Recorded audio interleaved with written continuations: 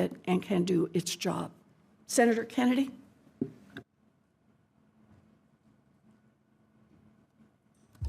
Thank you, Madam Chair. General, welcome. Help me. I tried to listen carefully to my colleagues, but I'm still a little bit confused. You've been IG since 2011, and you do a lot of internal investigations. In other words, did some particular employee at the Fed not do their job? Is that correct? Yes. About how many of those you think you've done? Well, in terms of investigations of potential misconduct or wrongdoing, we have typically had a running average of about 60 or 70 of those. Obviously, the pandemic... Is that total? 60 or 70 a year? No, at any point in time. Okay. Many of them are closed. New ones come in through our hotline, which we open up, but that's typically a rough gauge for how many investigations So, we have pending. Since you've been there in 2011, again, I'm talking internal investigations, would 500 sound right? I'd have to look into it. I don't want to give you a number. Oh, no, that's- I'm not going to hold you to it. Wasn't many, is it more? You think it's more than 500? I would like to look into it and get you an exact number. Okay. In what percentage of the cases, just ballpark, do you find wrongdoing? Again, it would be a wild guess, and I'm not comfortable giving one to you, but we can certainly look into that and develop those numbers for you. Frankly, I would have thought you'd would have that before you came today. We think it's more than half? No, I would not think so. More than a quarter? That's where I'm uncomfortable. Well, is it happen frequently that you find wrongdoing or infrequently? It's not infrequent. It's not infrequent? Mm-hmm. Okay. All right. And when you find wrongdoing, are the people who committed the wrongdoing, according to your report, fired? Sometimes. Okay. What percentage are fired? Again, sir, I would like to get you a specific number if that's what you'd like. Yeah, I think if you could get us that number, and perhaps we could do this again.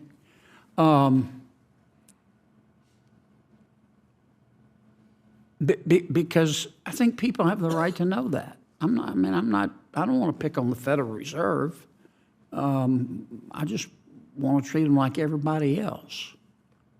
And my sense is, and I think your numbers can prove or disprove this, but my sense is that it is easier to divorce your spouse than get fired at the Federal Reserve. And if that's the case, we're entitled to know that. It's a lot of money over there. And that's not a criticism of anybody. And tell me again about your salary. It's the average of what? It's the average of both the salary and the bonus that is attributed to the other individuals who are similarly situated in terms of the organizational structure, which for me is the division director level. So there are 12 other individuals, and it's the average of their salary plus bonus. Okay. So there are about 13 of you, and your salary is set on the average of the 13. That is the case for all DFE-IGs. That's in the IG Act as the formula to be used. Just asking. Are the others set that way too? The other DFE... The 12 other ones whose salaries are used to get your salary? I'm not aware of how those are set, Okay. are established. Okay. And do you get a bonus? No, I do not. Okay. Do the others get a bonus? Yes, that's part of that average that I mentioned. Okay. Do all 12 of the others get a bonus? I don't know the answer to that. Do they get a bonus when they say inflation is transitory and it's not? Do they still get their bonus? I don't have the answer to that. Okay. How do we get that information? request it from the Federal Reserve folks. How about we call the IG? Can you get it for us? IG should not be in the position of getting information to turn over if we're not otherwise engaged in an audit or evaluation or investigation. I know you're in the, if I could have 30 more seconds. I know you're in the process of looking at the bank failures, and I don't want you to, I'm not trying to put you on the spot because you don't know yet, but, you know, I found two things ironic. Maybe irony is the wrong wrong word to use, but as a result of these well, strike that. It seems that ever since the Great Recession, we've been very concerned, as we should be, about banks that are too big to fail. Big is dangerous. I'm not against big. I'm against dumb. So, but if you have an institution that is really, really big and it does something dumb, it hurts a lot of people. Nobody ever goes to jail, but that's a separate story. But it looks to me like, as a result of these recent failures, that our big banks are getting bigger. And I find that ironic. Again, maybe the wrong word. I don't know if you're going to look at A tense Senate hearing erupts as Senator John Kennedy presses the Federal Reserve's Inspector General on internal investigations, accountability, executive bonuses, and the fallout from recent bank failures. Are regulators being held responsible? Are big banks getting bigger? And are taxpayers left holding the bag? This explosive exchange raises serious questions about transparency, discipline, and who really pays the price when banks collapse. that in your studies. Well, Senator, that strikes me as being a straight-ahead policy issue. The Federal Reserve Board decides what rules of engagement for the supervision of banks at different sizes, tailoring, and all of those are supervisory, policy-based know, but decisions, and the IGs are prohibited it's really from getting involved hard. in overseeing policy. Senator Warren and I may disagree with this, but we disagree a lot, but we still like each other. But see, if I ask Mr. Barr that question, I think the answer I'm going to get is, look, the problem with the bank failures is the management did dumb things, and they were incompetent. And yes, some of my regulators were not as proactive as they should have been, but it's Trump's fault. Trump ain't my homework.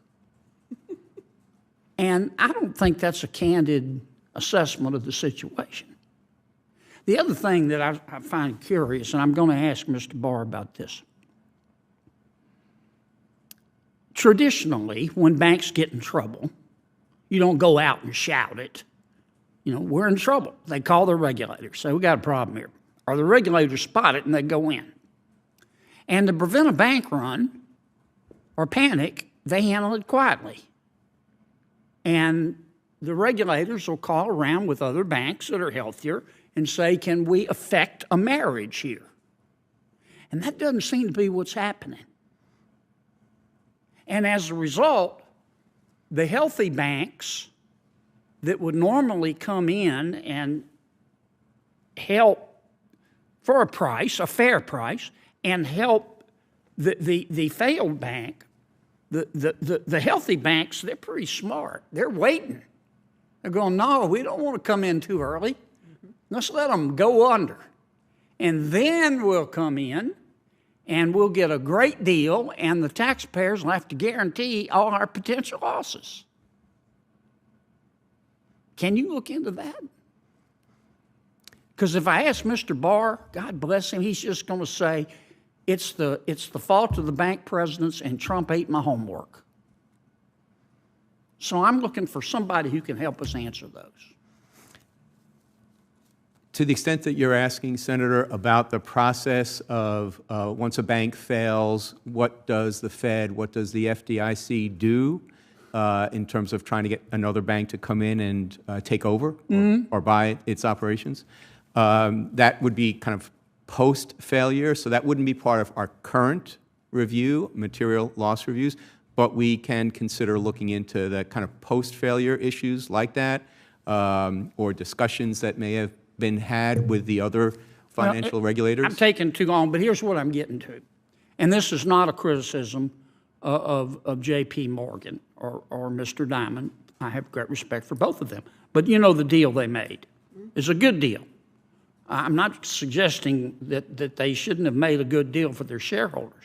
But the truth is, the deal was so good, if we still had white pages, you could open up the white pages, put your hand over your eyes, and pick a name and say, we're giving you this deal. And it would be successful. Because the taxpayers had to guarantee 80% of the losses. And somebody needs to look at that. Senator, I'd be happy to come up and talk to you further about that, have my team come up and discuss it with you and your staff and see if there's a way. But I want to talk about it in front of the American people. Okay. Okay? Well, we can start by having a conversation in your office if you'd like. It's up to you. Thank you, sir. Thank you, Senator Kennedy. Senator Kennedy, I want to follow up on something you... If you enjoy this breakdown, please don't forget to like, comment, and subscribe for more political breakdown.